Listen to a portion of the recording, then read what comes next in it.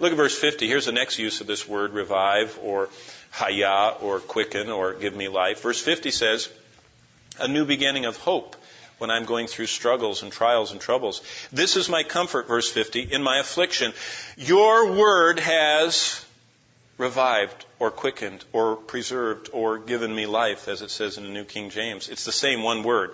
They just are translating it with a lot of English words, but your word has hayad me. It's revived. It's renewed. It has quickened me. It's started me over again. And you know what? If we have troubles, he says, I am afflicted. Verse 50, I'm in affliction, he said. How do I get comforted? Have your grandson roll you a few more? Pour me another glass? Go out shopping? Go to a new movie and get my mind off stuff? Is that how I get comforted? No. Look what he says. This is my comfort in my affliction. For your word has given me life. We can have a new beginning every day for hope in our troubles.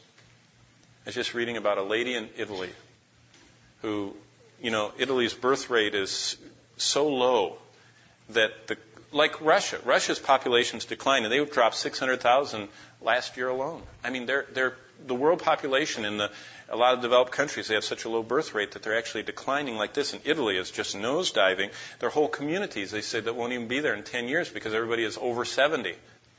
You know what? It was interviewing. I mean, what a hopeless thing to do in a news magazine. They were interviewing all these people and telling them, what's it like dying and knowing that your village is going out of existence?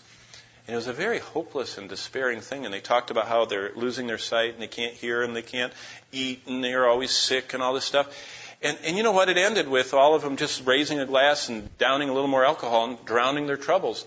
And I thought, yeah, that's what the world says. But look at this, verse 50. Here's the comfort in our affliction as we grow older, as we go through adversity or whatever else. Your word gives me life. I know how I got here, my origin. I know why I'm here, my purpose. And I know where I'm going, my destiny. That is very comforting. I would hate to live in some little village in Italy and just be drinking alcohol and wondering how I got here, why I'm here, and where I'm going. And God says, here is the answer. A new beginning of hope, even when we're afflicted. Look at verse 77.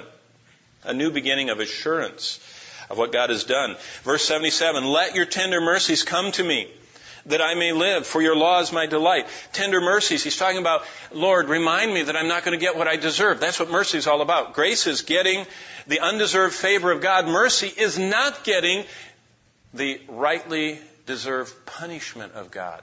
When God's merciful, He's withholding what we deserve. And what He's saying in this verse, the 77th verse, is, let your tender mercies, you are tenderly withholding your wrath on my sin.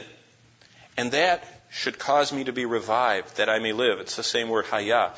For your law is my delight. He says, as I read your book, I realize that you have made provision for my sins.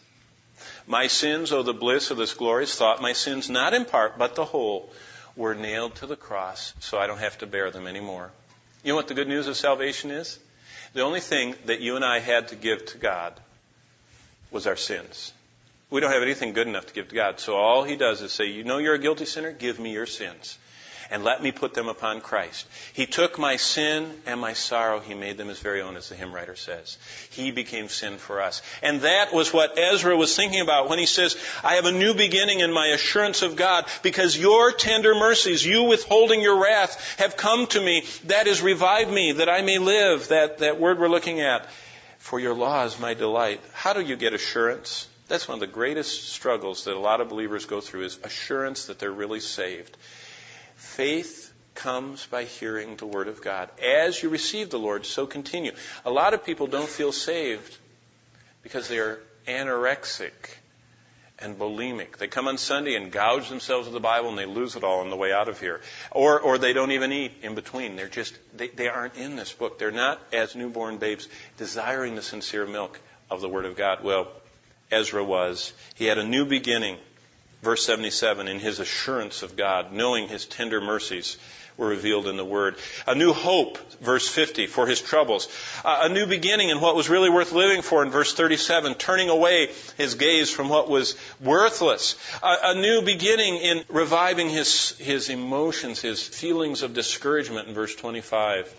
And a new beginning in obedience, in verse 17. Well, just a couple more. Look at verse 93.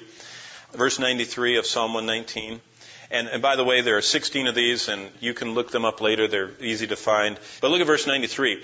I will never forget your precepts, for by them you, and there's that word, have given me life. Haya, you have revived me, or you have given me a new beginning. You know what he says? He says the ultimate spiritual renewal comes from this book. You know, a lot of people, they tell me, oh, we're just looking forward. We're going to go off and have a little retreat. We're going to go to the mountains, or we're going to go to the lake, or we're going to go to the cabin. You know what? I love doing that, and it's great. But you know what? I can have a retreat this afternoon. All I have to do is, after I help clear the table and load the dishes, all I have to do is scamper off and find a place where I can sit down, and I open my spiritual renewal package right here. And look what he says in verse 93. I will never forget your precepts, for by them you revive me. A new beginning for spiritual renewal is every time we pause and look into this book. Every time with open hearts we look at God and we say, revive me, quicken me, cleanse me, put my eyes on the right thing, help me to encourage my soul, assure me of your salvation. See, every one of these things, all 16 of them, we can have a new beginning in obedience. Have you tried to obey the Lord and failed? You want to start over? God will give you today a new beginning in obedience.